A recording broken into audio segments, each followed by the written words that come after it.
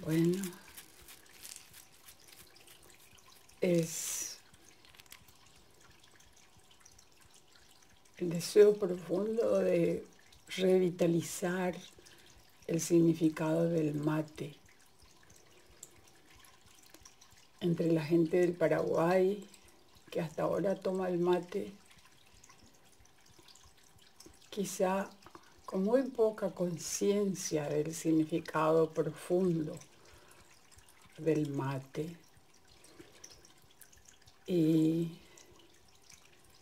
que la vida quiso que yo descubra ese significado, estando muy lejos, muy lejos. Y en el Añaretá, como se dice en guaraní, creo que es exagerado llamarle Añaretá a estos lugares, pero así es como se le conoce a Europa. Y aquí descubrí, en la soledad, en el frío social y climático, descubrí el significado profundo del mate. Y eso quiero compartir con la gente, porque es lo que resulta de eso, es un sentimiento de unidad con todo, con la vida, consigo misma,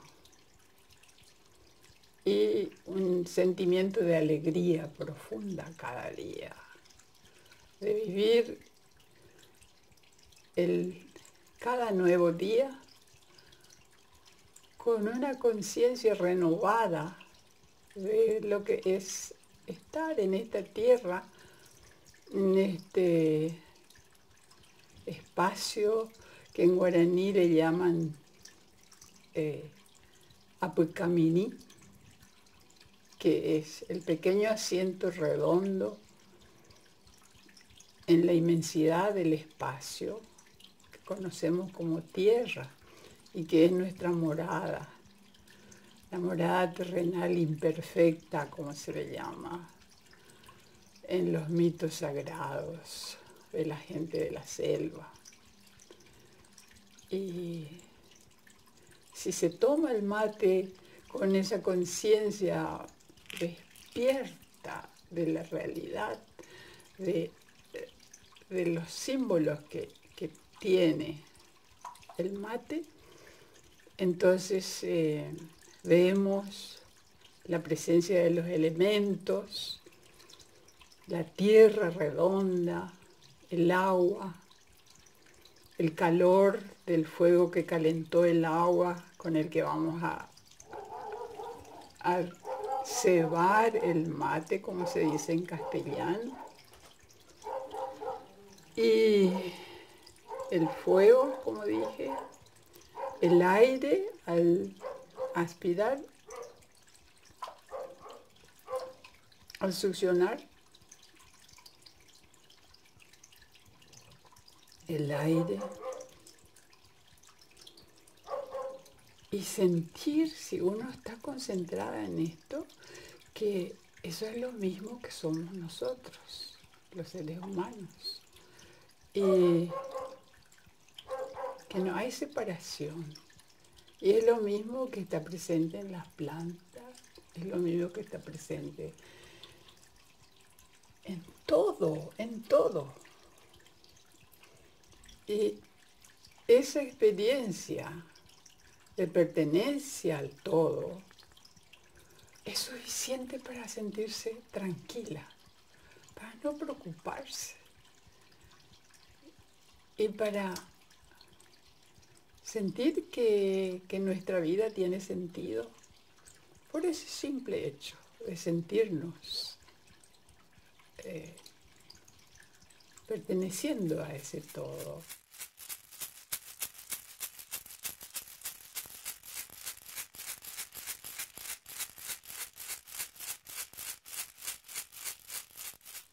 Yo no quería tomar solo el mate porque el mate es una bebida comunitaria. En un momento dado sentí tanta necesidad de tomarlo que cedí el mate para atreverme a tomarlo sola. Y en ese momento, un día gris de invierno, salió el sol, en ese momento. Y salí al jardincito aquí enfrente con el mate cebado y lo chupé y como saludo, la gente en general escupe, pero a mí me salió hacer un soplo con esa agua, el primer sorbo, y ese pequeño rayo de luz que estaba alumbrando, el sol que alumbraba, transformó ese soplo en un arco iris que me llenó de alegría, de una alegría profunda. Y desde ese día hago esto como un ritual, porque después tomo el mate ofreciéndole a cada vecino inmediato. Y esa ofrenda se fue extendiendo hasta que no solo ofrecía a mis vecinos, sino a todo el pueblo, a todo el país, más tarde a todo el mundo. Y ahora hasta al sol, la luna, las estrellas, los planetas, todos los desconocidos que no vemos, pero sabemos que existen.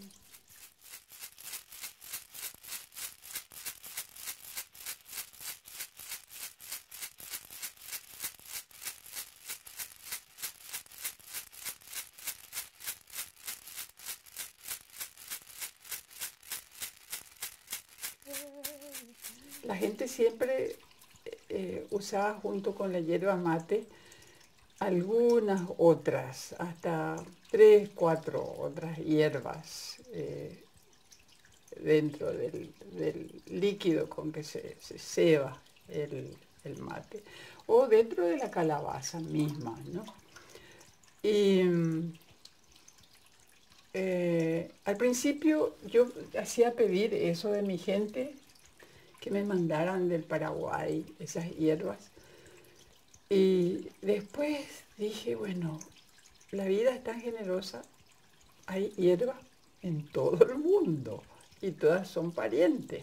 Yo tengo que descubrir cuáles son las parientes de las hierbas que hasta ahora me están ayudando y que puedo usar acá. Y comencé a estudiar la medicina, la flora de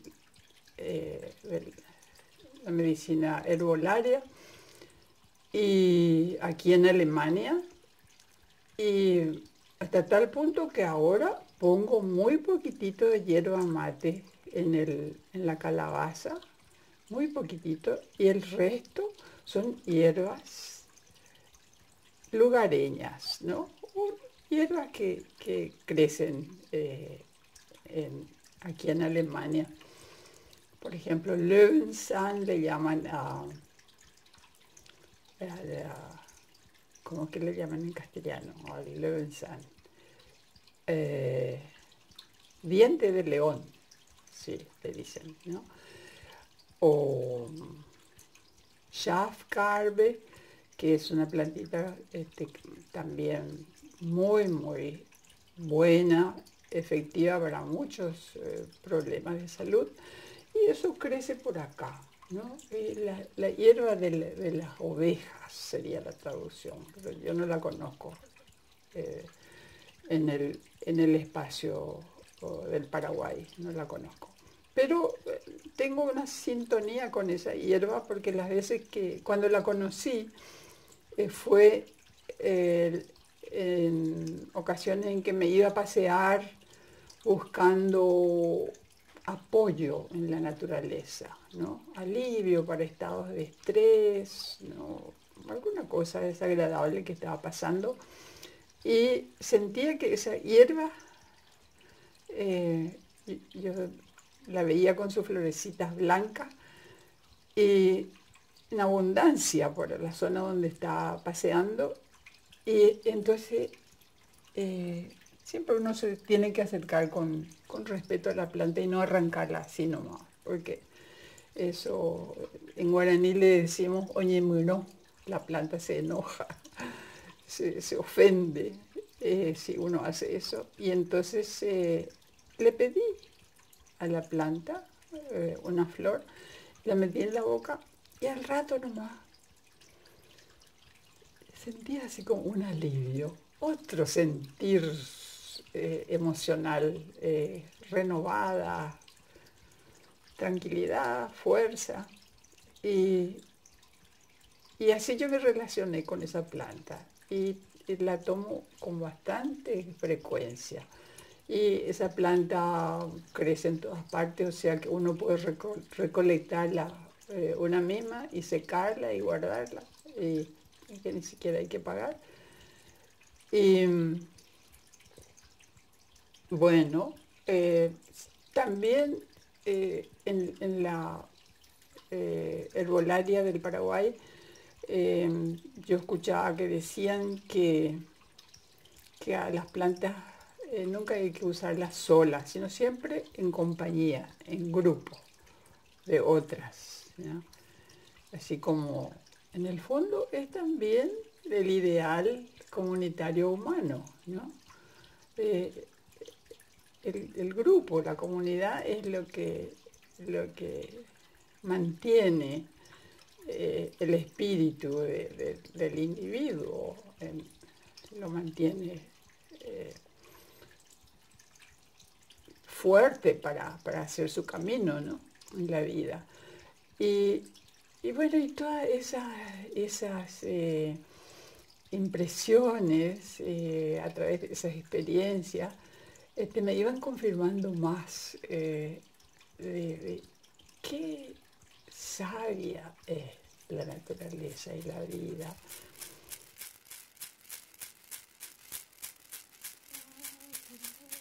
Lo que yo sé también de mi abuela es que ella decía, el mate lo toma la persona que llegó a una edad o a una condición de responsabilidad existencial.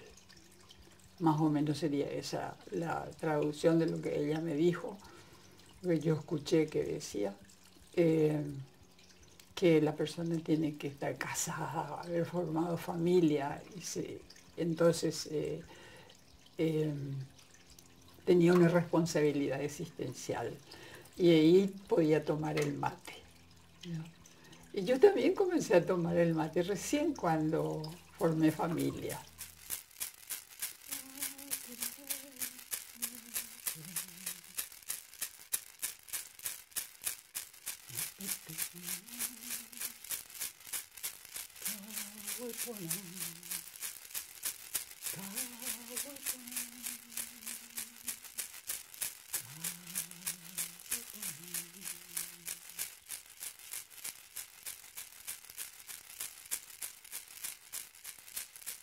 En realidad,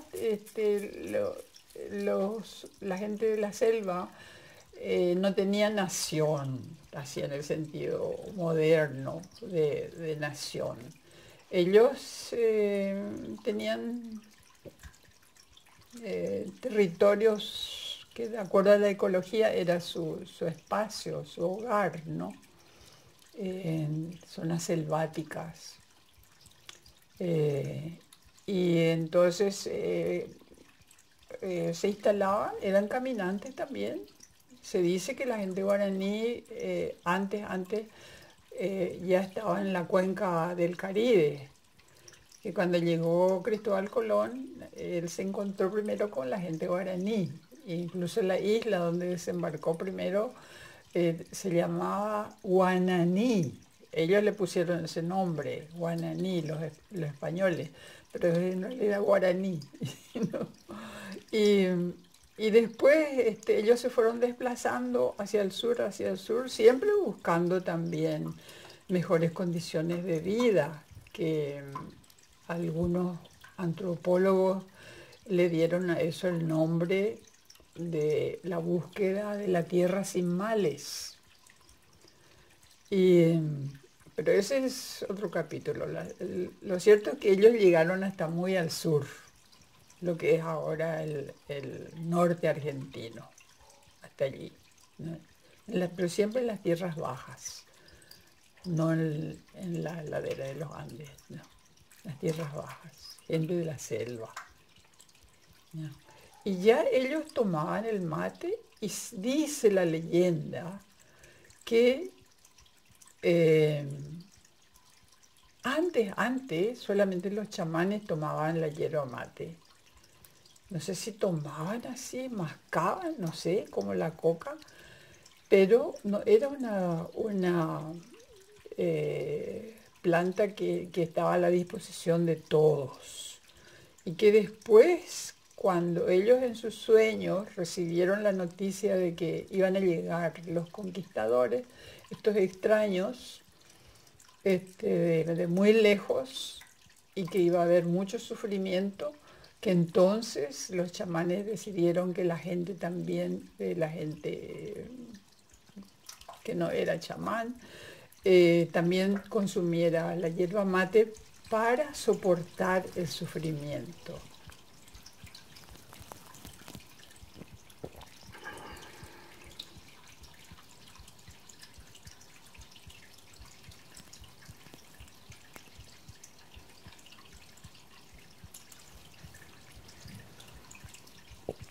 Al principio los conquistadores, los misioneros, estaban muy en contra del mate, diciendo que era una bebida diabólica.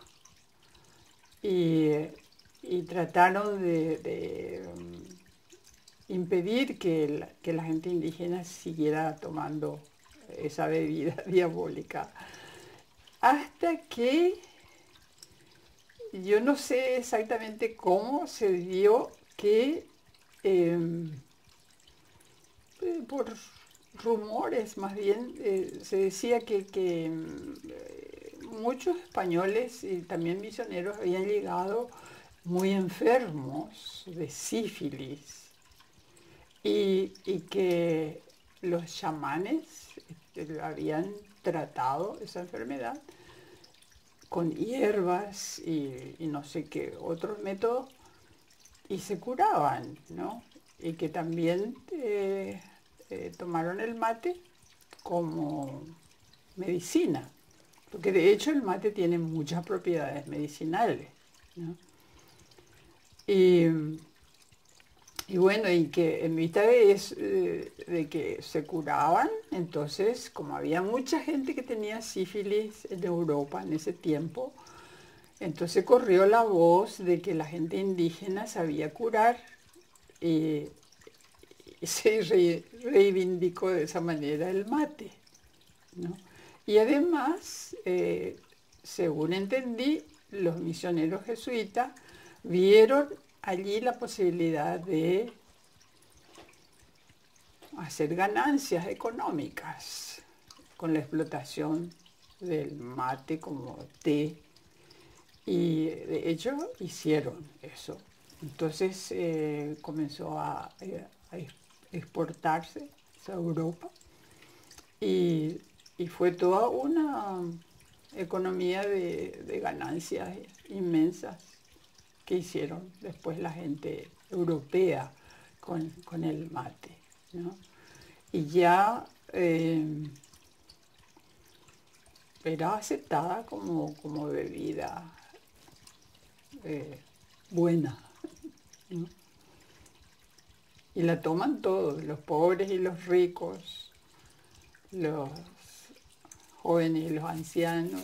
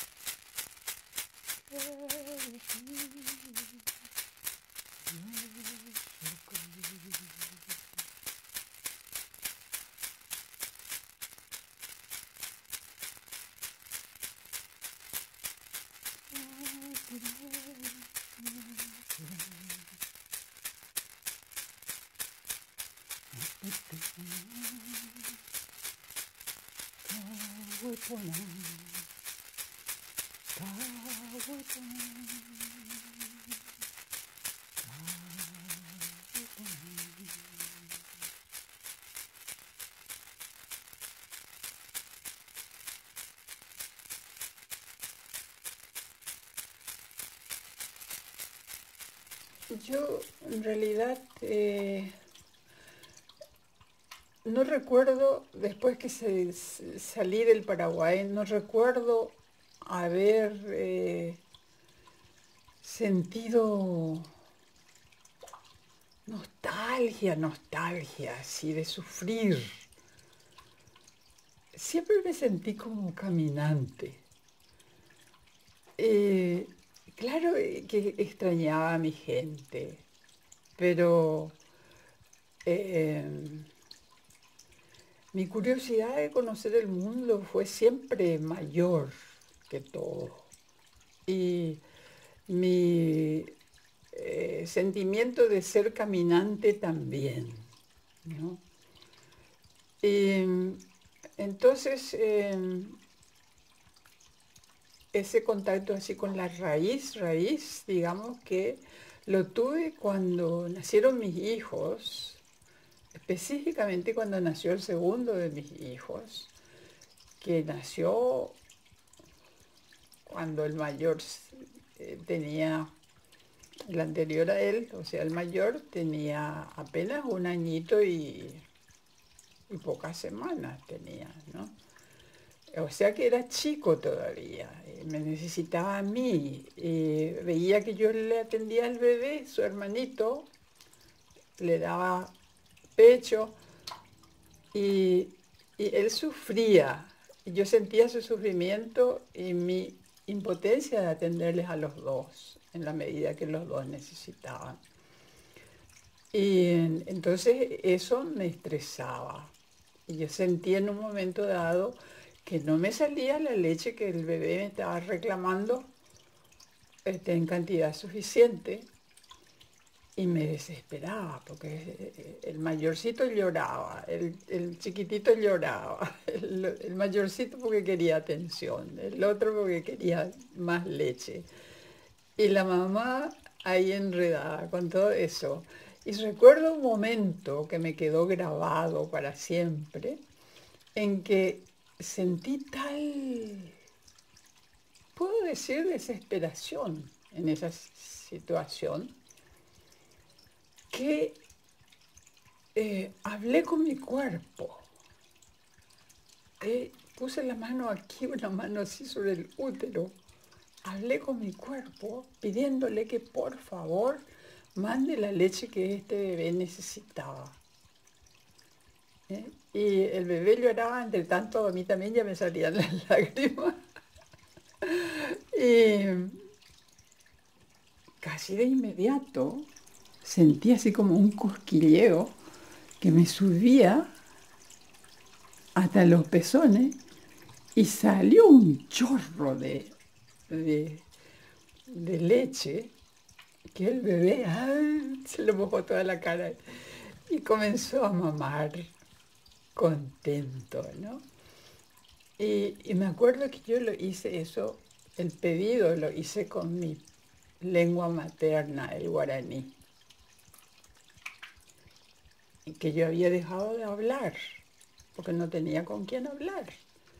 Después aprendí a hablar, seguir hablando sola, pero lo hablo, canto, y así no se me pierde. Y yo creo que en ese momento era mi raíz lo que me respondió, mandándome esa leche que el bebé necesitaba y reclamaba.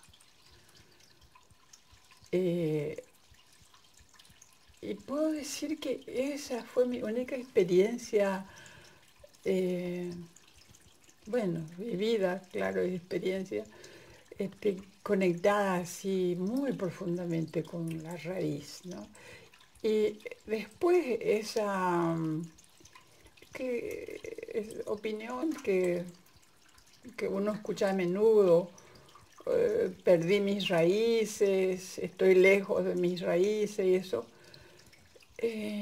yo nunca sentí, porque yo creo que los seres humanos no somos como árboles, pero no somos árboles, somos caminantes.